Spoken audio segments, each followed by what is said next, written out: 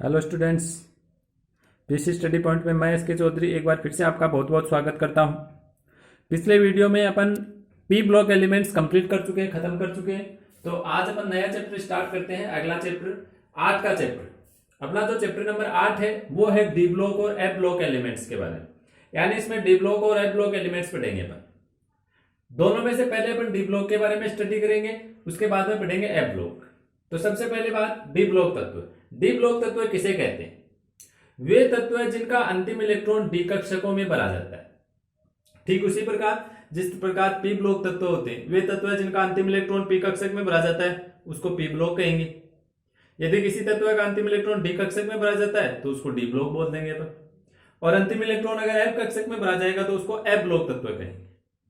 तो आज अपन D block तत्वों की बात करते हैं। आवर्त सारणी में सबसे पहले अपन इसकी बेसिक डिटेल लेंगे। आवर्त सारणी में ये कहां पर से हैं, कितने तत्व हैं, क्या क्या इनकी डिटेल्स हैं, ये सारी चीजें पढ़ेंगे।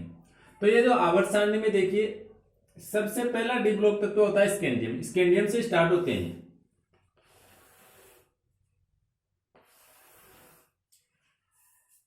आवर्त सारणी में वर्ग संख्या 1 और वर्ग संख्या 2, प्रथम और द्वितीय वर्ग है उसमें तो केवल एस ब्लॉक तत्व आते हैं। और उसके बाद में वर्ग संख्या 3 यानी थर्ड वर्ग से ये स्टार्ट होते हैं। वर्ग संख्या 3 से लेकर के और वर्ग संख्या 12 तक होते हैं। सबसे पहले देखिए डी ब्लॉक की श्रेणी ये होती है, यहां पर मैं लिख रहा हूं scandium, titanium, vanadium, chromium, manganese, iron, cobalt, nickel, copper और जिंक। ये सबसे पहली जो डी ब्लॉक तत्वों की श्रेणी है वो ये होती है। वर्ग संख्या 3 से लेकर के और ये आता है लास्ट में वर्ग संख्या 12 तक।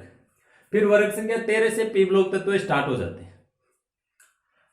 आवर्त सारणी में वर्ग संख्या 3 से स्टार्ट हो गए। अगर आवर्त की बात करें तो ये चौथे आवर्त में स्टार्ट आते हैं। ऊपर जो पहला आवर्त है उसमें तो केवल एस ब्लॉक, हाइड्रोजन और हीलियम है। उसके बाद में दूसरे और तीसरे में भी आप देखिए आवर्त सारणी ऊपर से खाली पड़ी है। चौथे आवर्त से स्टार्ट होते हैं। आवर्त संख्या 4, उसके बाद में 5वें आवर्त में है, फिर 6वें आवर्त में होते हैं और फिर आवर्त सारणी में टोटल 7 आवर्त है, 7वें आवर्त में।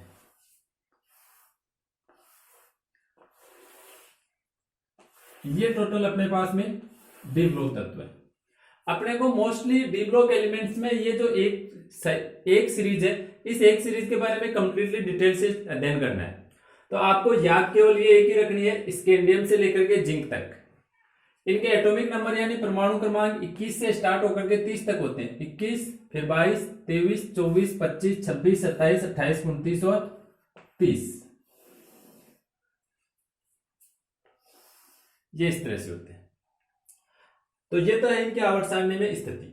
आवर्त सारणी में इनकी टोटल 4 लाइनें होंगी, 4 आवर्त होंगे, 10 वर्गों में स्थित है।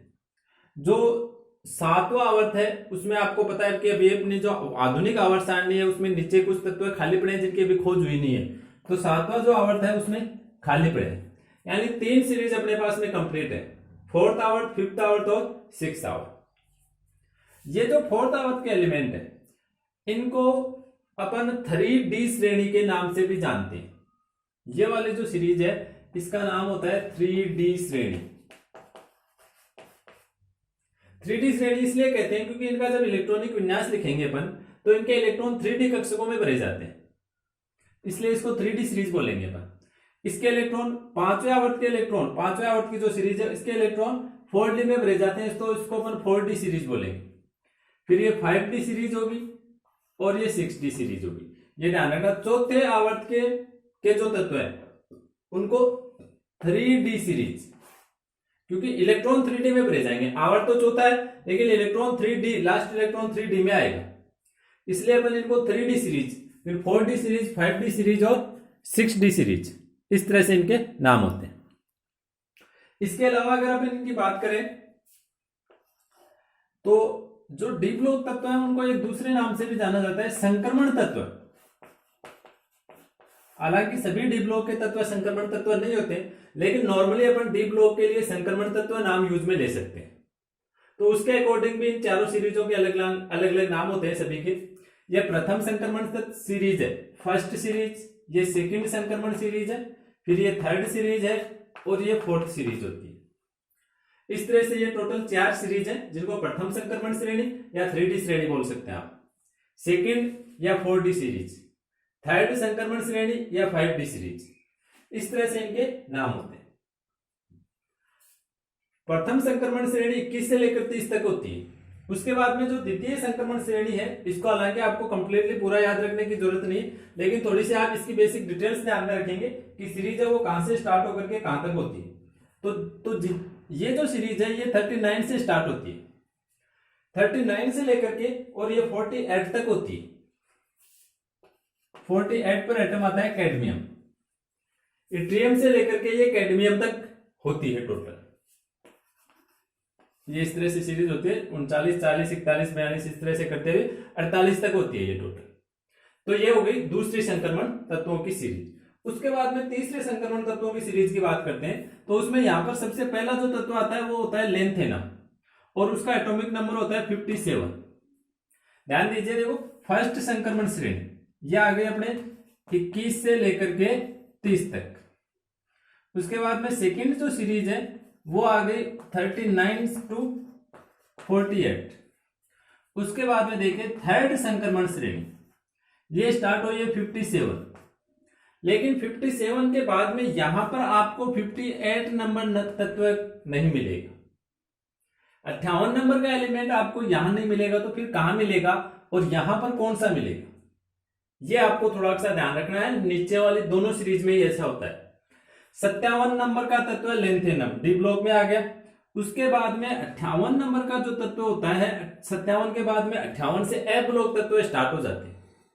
और ये आपको पता है कि आवर्त सारणी में नीचे इनके लिए पृथक से इस तरह से दो सीरीज बनाई हुई है 14 तत्वों की, 14 तत्व ऊपर वाली लाइन में और 14 नीचे वाली लाइन में। तो ये 58 नंबर से लेकर के और बाकी के आगे के जो 14 एलिमेंट है वो ए ब्लॉक तत्वों में आ जाते हैं।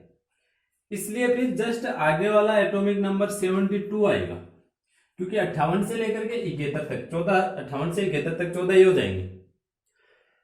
तो 58 से 71 तक 14 तत्व ए ब्लॉक में आ गए बीच में, और उसके बाद में नंबर स्टार्ट हो जाएंगे 72। यहां पर जो एटम होगा 72 नंबर का एटॉमिक नंबर होगा। और उसके बाद में एक तो 57 नंबर आ गया, उसके बाद में एन 72 आगे, अब 9 ही और बचे, क्योंकि एक तो ये हो गया ना। आगे 72 से लेकर के बाकी के 9 एलिमेंट और 72 से लेकर के 80 तक, 80 नंबर पे एलिमेंट आता है मरकरी, 72 से लेकर के 80 तक। ये होती है तृतीय संक्रमण तत्वों की सीरीज, जिसके बीच में ए ब्लॉक तत्वों की ये वाली सीरीज है। और आप जानते होंगे ए ब्लॉक तत्वों की जो दो सीरीज है, उसको एक को लेंथेनॉइड नाम से जानते हैं और एक को एक्टिनॉइड नाम से। तो जो लेंथेनॉइड सीरीज है वो 3D श्रेणी के बीच में से यहां से उठाई गई है। यहां से लेंथ, ये जो दोनों एलिमेंट्स हैं 57 नंबर और 72 नंबर, इन दोनों के बीच में से ये 14 तत्व निकाल करके और नीचे ए ब्लॉक तत्वों में रखे गए। और ठीक इसी प्रकार से अपन ने रखा हुआ है जो नीचे वाली सीरीज है, उसमें से निकाल करके 14 एक्टिनॉइड तत्वों को और रखा जाता है। इनका भी आपको इसी प्रकार से ध्यान रखना है।